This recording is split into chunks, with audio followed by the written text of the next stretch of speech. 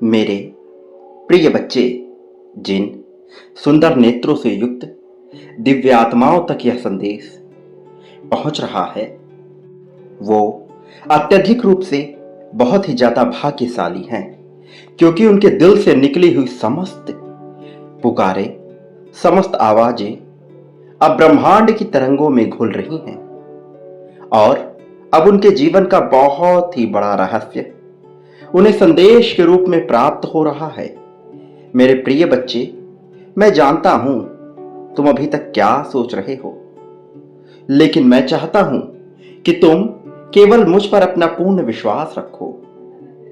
मैं जो कुछ भी कह रहा हूं वह केवल तुम्हारे उज्जवल भविष्य के लिए ही कह रहा हूं। मेरे बच्चे, तुम्हारे जीवन का सर्वयुक्त सर्वश्रेष्ठ समय आने वाला है, और जब किसी मनुष्य का सर्वश्रेष्ठ समय आता है तो उससे पहले कुछ दिक्कतों का सामना उसे अवश्य ही करना पड़ता है। मैं जानता हूं अभी तुम्हें ऐसा प्रतीत हो रहा होगा कि यहां तुम्हारे लिए कुछ भी नहीं है, कुछ भी अच्छा नहीं हो रहा है। कोई भी ऐसा नहीं जो तुमसे बेइंतहा प्रेम करे, जो हर क्षण तुम्हारा साथ दे, जो तुम्हारी सभी मुश्किलों को समाप्त करे। मेरे प्रिय, तुम्हें तुम्हारी वास्तविकता से अभी परिचित होने में समय लगने वाला है, लेकिन फिर भी तुम अपनी सच्चाई को ढूंढने के प्रयासरत में हो, और जबकि तुम अपनी सच्चाई को ढूंढना चाहते हो तो निश्चित तौर पर यह तुम्हें पता ही लगेगा। तुम्हें कई बार लगता है कि यह समस्त संसार ही तुम्हारे विरोध में खड़ा हुआ है, लेकिन वास्तव में यह कभी भी सत्य नहीं है। वास्तव में इसमें तनिक मात्र भी सच्चाई नहीं है। तुम्हारे जीवन में जो कुछ भी घटित हो रहा है उसके पीछे एक बहुत बड़ा उद्देश्य है, एक बहुत बड़ा कारण छिपा हुआ है, जिसकी वास्तविकता से तुम अभी तक पूर्ण रूप से परिचित ही नहीं हो। लेकिन आने वाले समय में जब तुम्हारा वास्तविक रूप से सौंदर्यात्मक युग शुरू होगा, तब तुम इसे अवश्य समझ जाओगे। जब जीवन में मुश्किलें आती हैं तो वह इंसान को वास्तव में केवल तोड़ने के लिए नहीं आती, बल्कि उसके भीतर इतना साहस भर देने के लिए, इतना हिम्मत भर देने के लिए आती हैं कि वह जीवन में आगे आने वाली किसी भी परेशानी से बहुत ही आसानी से निपट सके। प्रिय बच्चे, कोयले में हीरा निकलता है, यह कभी मत भूलना। कीचड़ में कमल खिलता है, यह बिल्कुल मत भूलना। और जैसे सोने को पिघलाकर ही आभूषण बनाया जा सकता है, वैसे ही तुम्हें भी तपाया जा रहा है। किंतु सोना यदि आभूषण ना भी बने तो भी उसका एक मूल्य होता है, और वह सदैव मूल्यवान बना रहता है। तुम भी इसी प्रकार हो। यदि तुम्हें तपाया ना भी गया तब भी तुम मूल्यवान ही रहोगे, किंतु आभूषण बन जाने के बाद सोने का एक उद्देश्य निश्चित हो जाता है। ठीक उसी तरह जब तुम अपने जीवन के उद्देश्य को समझ जाओगे, तब तुम्हारे लक्ष्य स्पष्ट हो जाएंगे, तब तुम्हारा मूल्य कई गुना बढ़ जाएगा, तब तुम्हें तुम्हारी वास्तविकता से परिचित होने का अवसर मिलेगा। और यह अवसर बहुत ही कम लोगों के जीवन में आता है, क्योंकि जो इस सच्चाई को समझ जाता है फिर उसे जीवन में कुछ भी चाहिए नहीं होता है, क्योंकि वास्तविकता में वह सब कुछ पहले से ही प्राप्त कर चुका होता है। मेरे प्रिय बच्चे, यह तुम्हारा विश्वास ही है जो तुम्हारे भीतर की तपन को, तुम्हारे भीतर की आग को जिंदा रखेगा। जैसे एक तैराक जब लंबी दूरी तय करता है और जब वह अपने मंजिल के बहुत ही करीब पहुंचने वाला होता है और थक कर हारने लगता है, तब ये वही क्षण होता है जब उसे अपनी गति को और भी ज्यादा बढ़ा देना चाहिए, क्योंकि उसे मंजिल दिखाई नहीं देती, इसलिए उसे लगता है कि जीवन समाप्त हो गया। किंतु इसका यह तो अर्थ नहीं कि वह अपने मंजिल के करीब नहीं है। तुम भी अपने जीवन के मंजिल के बहुत करीब हो। यदि इस समय तुम थक गए, हार गए, तो फिर तुम्हें वह कभी प्राप्त ही ना हो सकेगा जो प्राप्त कराने के लिए इतनी जद्दोजहद की जा रही है। मेरे प्रिय बच्चे, अब तुम अपने जीवन के उस दौर में आ चुके हो जहां संघर्षों से तुम्हें ऊपर सोचना होगा, जहां परेशानियों से तुम्हें ऊपर उठकर सोचना होगा। वास्तव में ये परेशानी को भोगने का समय नहीं है। वास्तव में ये परेशानियों का विचार करने का समय नहीं है। ये समय है तो केवल अपनी जीत को आकर्षित करने का, अपनी जीत की दिशा की तरफ कदम बढ़ाने का। प्रिय बच्चे, यही तुम्हारा समय है, यही जीत का समय है। इसे सहर्ष स्वीकार करो।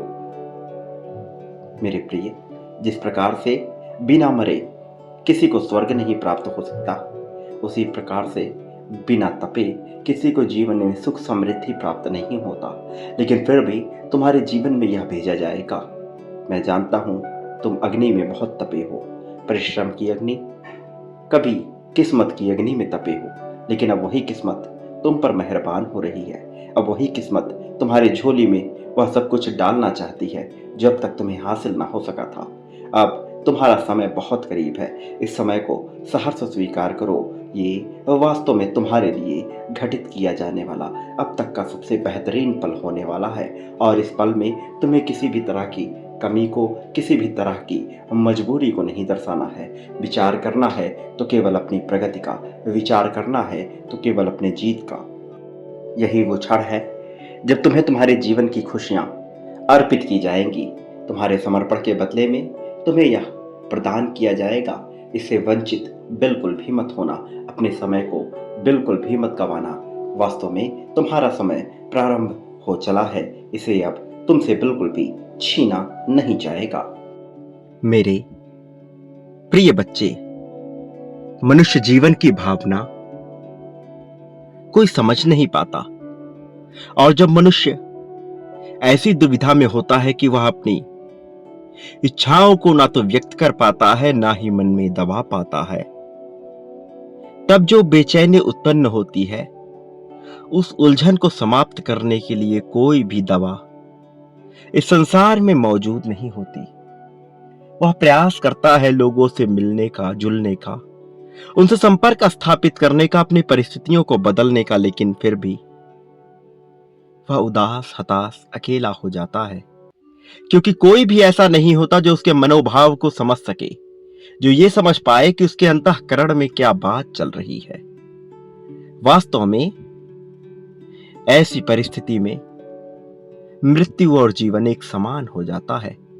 लेकिन ये वो क्षण नहीं है जब मनुष्य मुक्ति की आकांक्षा ना करते हुए मुक्ति को महसूस करे, बल्कि यहां मुक्ति की आकांक्षा तो होती है किंतु उसका अनुभव नहीं होता।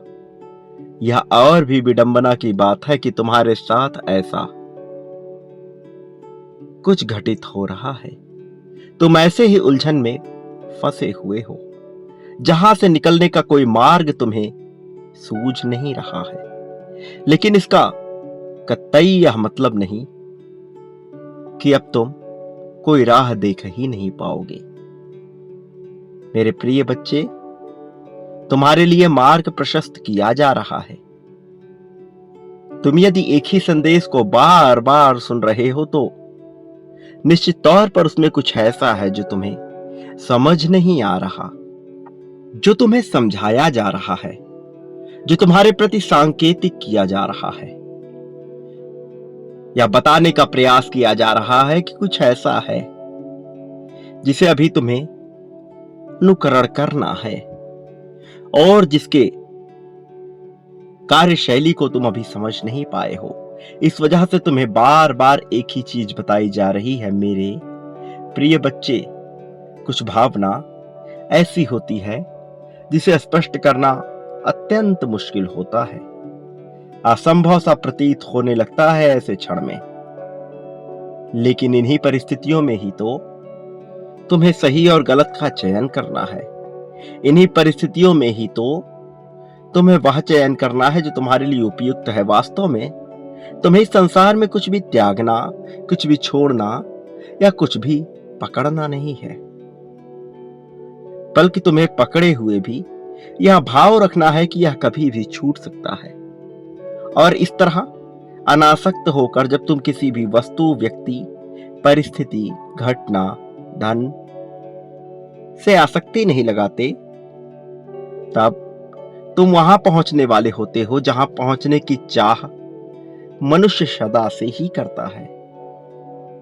प्रिय बच्चे, वास्तव में यदि तुम जीत को अपने जीवन में महसूस करना चाहते हो, उसकी सारगर्भिता को अपने जीवन में उतारना चाहते हो, तो तुम्हें यह जानना, यह समझना ही होगा कि यह जीवन ऐसा रूप रंग क्यों प्रदर्शित कर रहा है। इसके महत्व को तुम्हें उतारना ही होगा अपने जीवन में, यह समझने के लिए कि वास्तव में यह जीवन तुमसे क्या मांगता है।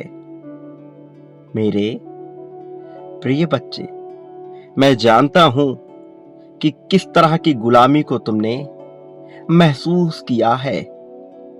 एक स्वतंत्र देश में रहते हुए, एक स्वतंत्र परिवार का हिस्सा होते हुए भी तुमने स्वयं को बंधन में सदैव पाया है। यह बंधन मानसिक, सामाजिक और आर्थिक रूप से तुम्हें महसूस हुआ है, किंतु सबसे ज्यादा यह बंधन धार्मिकता के नाम पर तुम्हारे मन में उड़ेला गया है। वास्तव में जिस चीज का धार्मिकता से कोई भी लेना देना नहीं है, उसका भी चोला तुम्हें पहनाया गया है और तुम्हारे मन मस्तिष्क पर बंधनों की एक छाप उड़ेली गई है, ताकि तुम कभी भी स्वतंत्र महसूस ना कर पाओ। स्वतंत्र होकर भी तुम सदैव एक बेड़ी से जकड़े हुए होगे। यह बेड़ी जो तुम्हें दिखाई नहीं दे रही, जो अदृश्य रूप से कल्पनाओं से जड़ी हुई है, लेकिन जिसका प्रभाव इतना ज्यादा है कि तुम इसका प्रयोग कहीं भी नहीं कर सकते।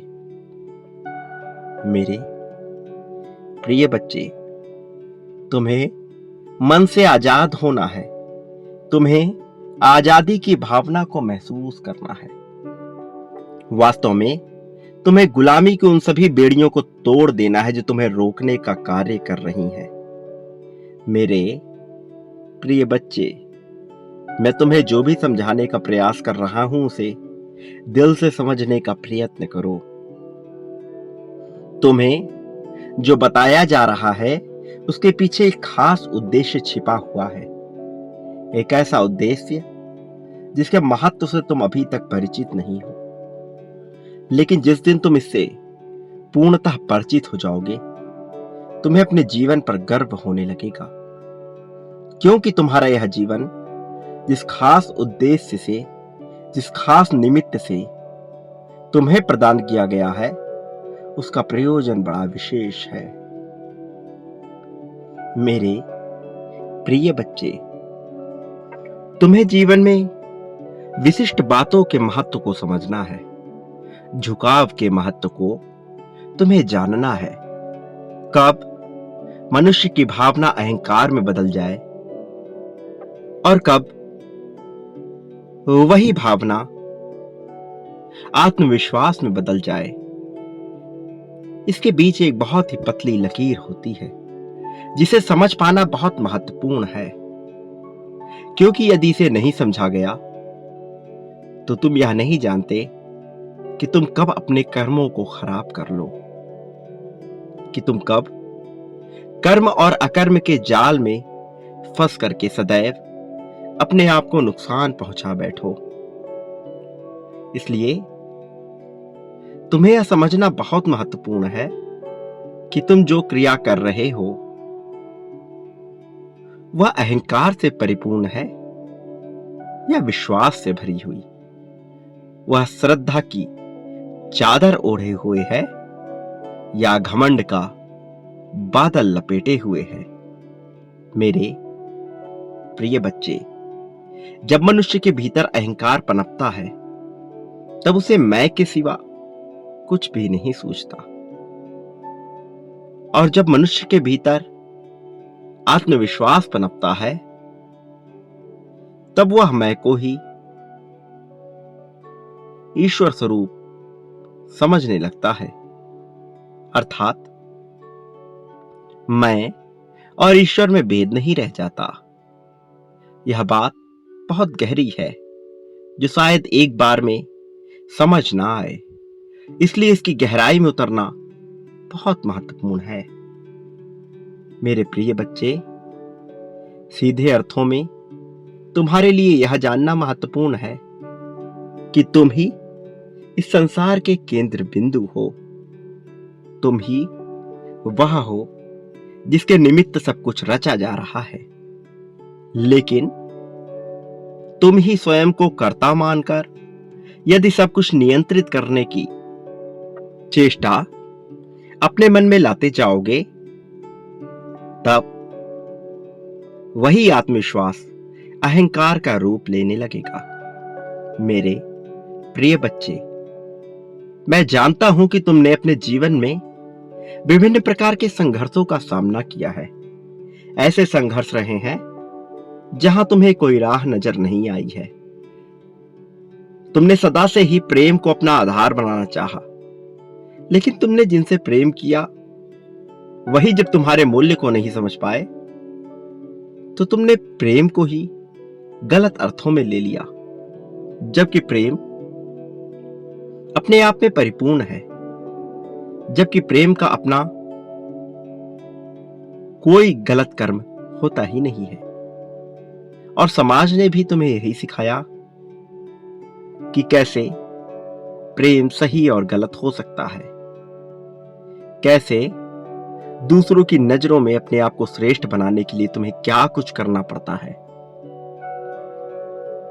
समाज द्वारा बनाई गई विभिन्न बेड़ियों को तुमने ओढ़ भी लिया। मेरे प्रिय बच्चे, तुम्हें अपने आप को मुक्त करना होगा।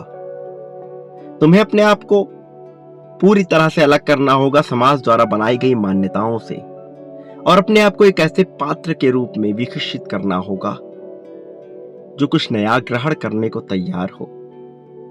मेरे प्रिय, तुम्हें सर्वप्रथम पात्र बनना होगा मुझसे वह पाने के लिए जो पाने की चेष्टा तुम सदा से करते आए हो।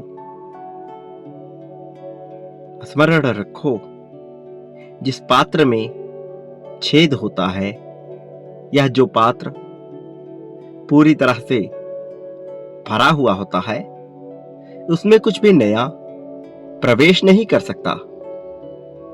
लेकिन जो पात्र पूरी तरह से खाली होता है, उसमें कुछ भी उड़ेला जा सकता है।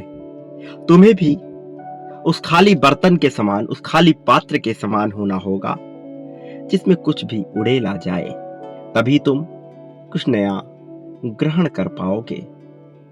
एक ऐसे ज्ञान को ग्रहण कर पाओगे जो तुम्हें यह समझने में सहायता प्रदान करेगा कि तुम्हारा यह जीवन किन महत्वपूर्ण उद्देश्यों की पूर्ति के लिए तुम्हें मिला हुआ है। मेरे प्रिय बच्चे, तुमने समाज द्वारा बनाए गए नियमों के तहत स्वयं को दिखावे के जीवन में बांध लिया है, लेकिन क्या कभी भीतर झांककर यह जानने का प्रयत्न किया कि वास्तव में तुम्हें यह जीवन क्यों मिला?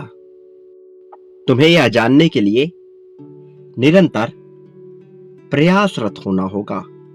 एक नहीं, दो नहीं, 10 नहीं, कई बार भी यदि तुम्हें अपने भीतर उतरना पड़े तो तुम उतरो, और फिर तुम यह समझ पाओगे जो मैं तुम्हें बताने का प्रयास कर रहा हूं। मेरे प्रिय बच्चे, जब तुम यह जान जाते हो कि तुम ही केंद्र बिंदु हो, तब तुम्हें इस बात की चिंता नहीं रह जाती है कि लोग कैसा सोच रहे हैं। लोगों के ताने तुम्हें प्रभावित नहीं करते, क्योंकि तुम्हारी ऊर्जा उनसे कहीं ऊपर हो चुकी होती है, तुम्हारा स्थान उनसे कहीं ऊपर हो चुका होता है। तब तुम अपने इष्ट देवी देवता के रूप और सौंदर्य पर मोहित होने के बजाय उनकी शक्ति और ऊर्जा से मोहित होने के बजाय उनसे लाभान्वित होने लगते हो और उनके जैसा ही व्यवहार करने लगते हो। तब तुम में और सर्वोच्च शक्ति में कोई अंतर शेष नहीं रह जाता। तब तुम उसी राह पर आगे बढ़ चले होते हो जिस राह पर तुम्हें जीत हासिल होती है। तुमने झुकने की ताकत को भी सीखा ही नहीं है। वास्तव में जब तुम इस ताकत को महसूस करोगे, तब तुम्हें संपूर्ण संसार अपने सामने झुका हुआ प्रतीत होने लगेगा, और तुम्हें ऐसा महसूस होगा जैसे सब कुछ तुम्हारे अधीन है, जैसे सब कुछ तुम्हारे ही इशारों पर हो रहा है। लेकिन उससे पहले तुम्हें इसके महत्व को पूरी तरह से समझना होगा। प्रेम की जो कामना तुम्हारे मन में सदा से जन्म लेते आई है, तुम्हें यह सीखना होगा, यह समझना होगा कि वह यूं ही नहीं हो रहा। कई जन्मों की प्यास तुम्हारे भीतर बसी हुई है।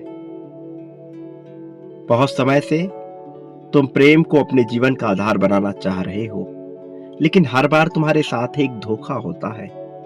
और अब वह समय आ गया है जब तुम इन धोखों से मुक्ति पा जाओ, जब तुम विश्वास की ताकत को समझकर उसका सही उपयोग करो, ना कि अंधविश्वास को अपना स्वामी बना लो। मेरे प्रिय बच्चे, जब भी तुमसे कोई कुछ बात कहता है तो तुम्हें बिना उसकी जांच परख किए उसे मान नहीं लेना चाहिए। यदि तुमसे कोई लाभ लेने का प्रयास करता है तो तुम्हें सदैव चौकन्ना होकर यह देखते रहना चाहिए कि वह तुमसे लाभ लेने का प्रयत्न कर रहा है, फिर वह तुम्हारा कितना ही करीबी क्यों ना हो। तुम्हें उसे सबक अवश्य सिखाना चाहिए। मैं नहीं कह रहा कि तुम स्वयं को कर्ता भाव मानकर किसी का बुरा कर दो, किंतु किसी को भी इतनी छूट ना प्रदान करो कि वह तुमसे बेवजह का लाभ ले सके।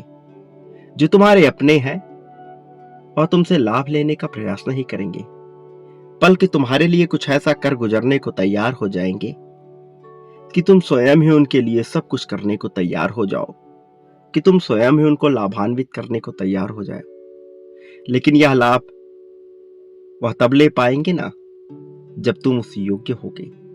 और मैं जानता हूं कि तुम इस योग्य हो, लेकिन तुम्हें वह अधिकार, वह सम्मान और वह ताकत मिलनी चाहिए जिससे कि तुम लोगों को लाभ प्रदान कर सको। उन लोगों को जो तुम्हारे अपने हैं, जो तुमसे प्रेम करते हैं, जो तुम्हारे लिए सब कुछ करने को तैयार है। मेरे प्रिय बच्चे, मैं चाहता हूं कि तुम अपने जीवन से सभी प्रकार की समस्याओं को जड़ से उखाड़ फेंको। मैं जानता हूं कि तुम्हें इसका मार्ग अभी सूझ नहीं रहा, लेकिन जल्द ही यह तुम्हें दिखाई देगा। जल्द ही तुम्हें समझ आएगा कि तुम्हें इससे कैसे बाहर निकलना है। और इसलिए मैं चाहता हूं कि तुम चिंता ना करो। जो चीज होना ही है, जो घटित होकर ही रहेगा, उसके लिए बेवजह परेशान क्यों हो रहे हो। मैं सदैव तुम्हारे साथ हूं, तुम यह बात जानते हो। तुम्हें अच्छे से पता है कि मैं सदैव तुम्हारा मार्गदर्शन करता रहा हूं और आगे भी करता रहूंगा। तुमने मेरी मौजूदगी को महसूस किया है। तुमने महसूस किया है कि जब भी तुम मुसीबत में होते हो, मैं तुम्हारा बचाव करने आ जाता हूं। तुम मुझसे प्रार्थनाएं करते हो, तुम रोते हो, तुम्हारे आंसुओं को मैं देखता हूं। जब तुम बिलखते हो, तड़पते हो, जब तुम किसी को याद करते हो, मैं उसे देखता हूं। लेकिन जब तुम वासना से भर उठते हो, जब तुम काम की भावना से भर उठते हो, जब तुम चिंता से भर उठते हो, तब तुम यह महसूस क्यों नहीं करते कि मैं तुम्हारे पास ही हूं। तब तुम्हारे भीतर यह भावना जन्म क्यों नहीं लेती है। तब तुम मुझे अदृश्य क्यों मान बैठते हो। मेरे प्रिय बच्चे, इस संसार में कुछ भी गलत नहीं है। तुम्हारे भीतर उठने वाली वासना भी गलत नहीं है। तुम्हारे भीतर उठने वाली कामना, इच्छा, आकांक्षा कुछ भी गलत नहीं है। वास्तव में सही या गलत मनुष्य के देखने के नजरिए पर निर्भर करता है। हिंसात्मक रूप से बना हुआ यह समाज सही है अथवा गलत, इसकी बात कोई नहीं कर रहा। मैं तो यह चाहता हूं कि तुम अपने विवेक से निर्णय लो, ना कि समाज द्वारा बनाए गए नैतिक नियमों के आधार पर चलो। मैं चाहता हूं कि तुम्हारे लिए क्या अच्छा है और क्या बुरा, तुम इसका चयन स्वयं करो और सही मार्ग का अनुसरण करो। बाकी मैं सदैव तुम्हें सही मार्ग दिखाता ही रहूंगा। मेरे प्रिय बच्चे, तुम अब तक जिस चिंता में डूबे हुए थे, मैं उसे समाप्त कर रहा हूं। मैं तुम्हारे जीवन में प्रेम से भरी हुई खुशियों को भेज रहा हूं और ऐसे देवदूतों को भेज रहा हूं जो तुम्हारी समस्याओं को समाप्त कर तुम्हें सही राह दिखाएं। लेकिन तुम्हें भी यह निर्णय लेना होगा कि तुम कभी भी दुविधापूर्ण स्थिति में नहीं आओगे। तुम निर्णायक बनो, चाहे कैसी भी परिस्थिति हो। सही होगा गलत होगा इसके फेर में ना पड़कर निर्णायक बनो, एक चुनाव करो। स्वयं को कभी भी उस परिस्थिति में ना देखो कि तुम यह चयन ही नहीं कर पा रहे कि तुम क्या करोगे, बल्कि तुम करने की प्रक्रिया में जुड़ जाओ। सही गलत अच्छा बुरा इसका विचार ना करो।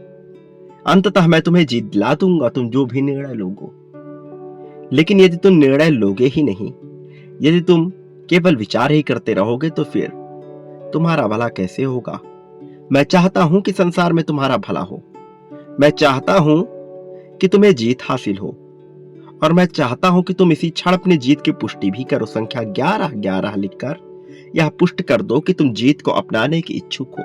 यह पुष्ट कर दो कि तुम योग्य हो जीत को अपनाने के लिए। मेरे प्रिय बच्चे, मैं पूरी तरह से योग्य हूं। मैं प्रेम को पाने के लायक हूं। प्रेम मेरा अधिकार है, धन मेरा मित्र है। मैं धन के लिए चुंबक हूं। मैं धन को अपना साथी मानता हूं। मैं धन का सदुपयोग करना जानता हूं। मैं सदैव धन के लिए चुंबक रहूंगा। ऐसी भावना जाहिर करते हुए इसे अवश्य लिखो और संख्या 11-11 लिखना बिल्कुल ना भूलना। एक बात इसके साथ ही तुम सदा याद रखना कि तुम इस संसार में जो भी बांटते हो वह कई गुना होकर के तुम्हारे पास आता है। भले तुम अभी इसे ना देख सको, ना महसूस कर सको, ना समझ पाओ, लेकिन जल्द ही यह होगा। यह होता ही है। तुम प्रेम बांटो, धन बांटो, त्याग समर्पण ईर्ष्या द्वेष जो भी बांटोगे वह कई गुना होकर के तुम्हारे पास लौट कर आएगा। इसकी शुरुआत तुम मुझसे ही करो। मेरे प्रति बांटना प्रारंभ करो, फिर देखो मैं कैसे छप्पर फाड़ के तुम्हें सब कुछ देता हूं। जो चाहोगे वह मिलेगा, जो बांटोगे वह मिलेगा। याद रखो, जब इस संसार का प्रत्येक जीव अजीब सजीव तुम्हारे विरुद्ध होगा, मैं तब भी तुम्हारे साथ रहूंगा, तुम्हारा समर्थन करता रहूंगा, तुम्हारा सहयोग करता रहूंगा, तुम्हें अपनी शक्तियां प्रदान करता रहूंगा, तुम्हारे रक्षण के लिए सदैव लगा हुआ रहूंगा। मेरे प्रिय बच्चे, मेरा आशीर्वाद हर हाल में तुम्हारे साथ है। मेरे आने वाले संदेशों की प्रतीक्षा करना, मैं अवश्य आऊंगा तुम्हें मार्ग दिखाने, तुम्हारा मार्गदर्शन करने, तुम्हें सही राह पर ले जाने के लिए, तुम्हारी उंगली पकड़कर तुम्हें सही दिशा दिखाने के लिए। सदा सुखी रहो, तुम्हारा कल्याण होगा।